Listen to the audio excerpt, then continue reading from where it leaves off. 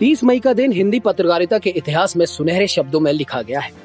सन 1826 में इसी दिन कानपुर संयुक्त प्रदेश के मूल निवासी लेकिन कलकत्ता में सक्रिय वकील पंडित जुगल किशोर शुक्ला ने शहर के बड़ा बाजार के कोलोटोला से हिंदी के पहले साप्ताहिक पत्र उदंत मार्तंड का प्रकाशन शुरू किया था, जो हर सप्ताह मंगलवार को पाठकों तक पहुंचता था। उस समय अंग्रेजी, फारसी और बांग्ला में तो अनेक पत्र निकल रहे थे, किंतु हिंदी में एक भी पत्र नहीं निकलता था। इसीलिए उदंत मार्तंड का प्रकाशन शुरू किया गया। इसके संपादक भी जुगल किशोर शुक्ला ही थे। उदंत मार्तंड के पहले अंक की 500 प्रतियां छपी थीं।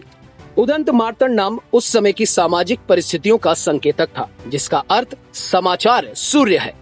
इसमें विभिन्न नगरों के सरकारी क्षेत्रों की विभिन्न गतिविधियां प्रकाशित होती थीं। इसके अलावा उस समय की वैज्ञानिक खोजों तथा आधुनिक जानकारियों को भी महत्व दिया जाता था। इस पत्र में ब्रज और खड़ी बोली दोनों के मिश्रित रूप का प्रयोग किया जाता था, जिसे इस पत्र के संचालक मध्य देशीय भाषा कहते थे। नाना प्रकार की दुश्वारियों से दो चार होता हुआ यह अपनी सिर्फ एक वर्षगांठ मना पाया था।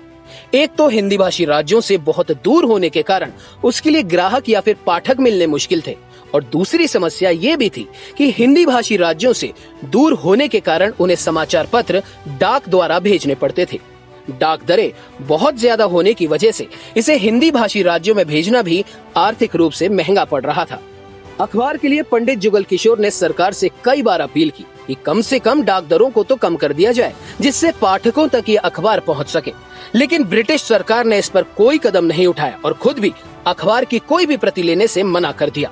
इन सब के बाद अखबार पर आर्थिक संकट गहरा गया और पैसों की तंगी की वजह से उदंत मार्तंड का प्रकाशन बहुत दिनों तक नहीं हो सका और आखिरकार 4 दिसंबर 1827 को इसका प्रकाशन बंद कर दिया गया।